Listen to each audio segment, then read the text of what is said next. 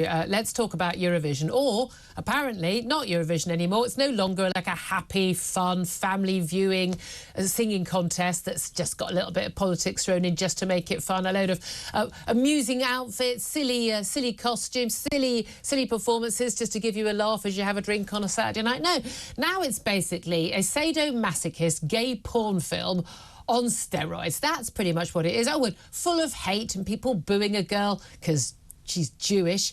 And that's apparently OK now, because that is what Eurovision has become. What an extraordinary evening that was. Let's talk to Olly London about it. He's author of Gender Madness, One Man's Devastating Struggle with Woke Ideology and His Battle to Protect Children. Good morning to you, Olly. Good morning to you, Julia. I have to say, look, I am nowhere Mary Whitehouse. I'm very liberal on an awful lot of these things, but I have to say I was really shocked by some of the performances, some of the outfits, the blatant sort of S&M bondage outfits that were on display, the cavorting on stage, and yes, I care about it whether it's straight or gay, kind of, porn. This is supposed to be a family show. This is supposed to be a show that your family can watch together, a bit of fun.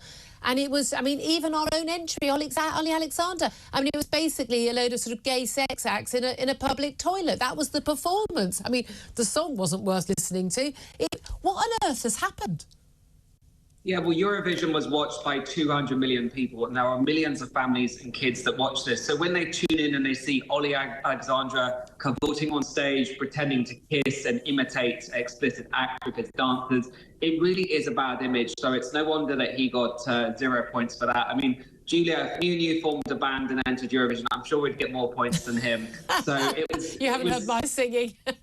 It was very, I thought, very inappropriate and demoralising. And then you have Ireland, who was a self-confessed Satanist, performing a satanic ritual in a pentagram with a guy dressed as Satan. I mean, what kind of image does that send to kids? And this non-binary Irish singer said that she was so proud that she's helping kids become non-binary. Yeah. And, what kind of parent looks at her and thinks that's a great role model? I know, exactly. There were so few representative nations. You think, yes, I'd be proud. Was it Finland that had the singer who, they kept having to have the camera in front? It was all very funny. It was kind of Benny Hill-esque, wasn't it? Because he was basically supposed to be, basically having no pants on, and that was the gag. And you just think, it's 2024, for goodness sake. It was just extraordinary. It was just, the whole thing was so tacky and so horrible. And again, also, I think virtually everybody wasn't the winner. Well, Switzerland, again, the song was god-awful. Everyone was non-binary. I think you were unusual if you weren't. If you were straight, if you were just straight, just, oh, I'm just boring and straight, I think you were in the minority. Now, again, non-binary, not a thing. Everybody is one or the other. Not a thing, people. Look, it's always been a gay pride fest, and I've rather loved that. It's good fun. It's a celebration. It's something, I've always thought, all my gay male friends and, teenage daughters, those are the people that would watch this. But now it's become even more political than it used to be, and it's not a celebration anymore. It's really angry, and a lot of that anger was directed at the Israeli entry, wasn't it?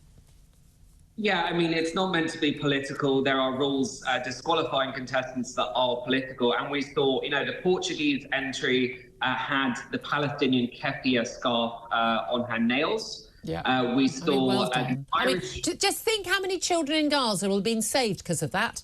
She saved lives doing that. Isn't she an amazing human being?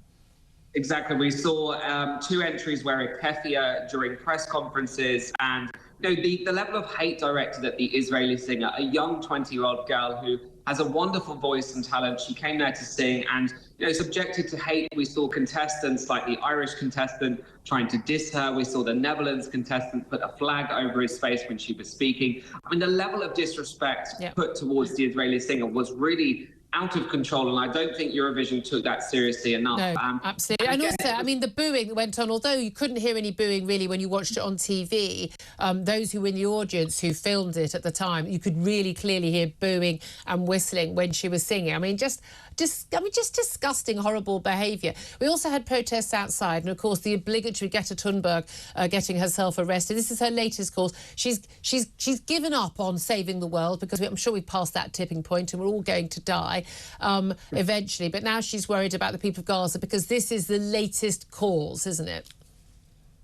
Yeah, I mean, Greta Thunberg will stick herself to any cause, and now the most popular trend for young people is to be pro-Palestine. And Greta Thunberg, she sat down, she chanted from the river to the sea, which we know is a genocidal chant. Yep. And she got arrested. She always gets arrested. This is a young person that is a bad role model for kids, yet people seem to look up to her. People think she's some kind of saint. I know. And, you can't even look at her face, Julia, without getting annoyed. She's just so annoying. She's like a goblin. And no, I'm not going to have that. No, genuinely, I'm not going to have that, Olly, because I don't want people criticising what anyone looks like because of that, because it's what she says and what she does. That's all you need to talk about. Yeah, no, I mean her facial expression, because she's always angry and she's always agitated. And it's like, come on, she's meant to be a role model for young people. She's in her 20s. But she's not a good role model for anyone. I prefer role models who've bothered to attend school. I'm old-fashioned like that. It's a big thing for me. But this is the thing. The whole thing was kind of... it was just a weird sort of S&M fetish hate fest rather than a fun musical event. I mean, what on earth's going to happen next year? It's going to Switzerland next year. I wonder if the Switzerland are perhaps a bit less sort of liberal, in inverted commas, than the Swedes. Will take these things a bit more seriously. Yeah, I mean, this year there were 9 non-binary entries. Maybe next year every single contestant will be non-binary. So, at the end of the day, it's meant to be a camp, fun music festival that is about being funny. You have comedy acts, like you said earlier, the guy running around, in his underwear. It's meant to be silly. So I think they need to move away from all of this political nonsense and trying to just have Are we allowed some fun Saturday night TV? That's all we want. Olly London, thank you very much indeed for joining us.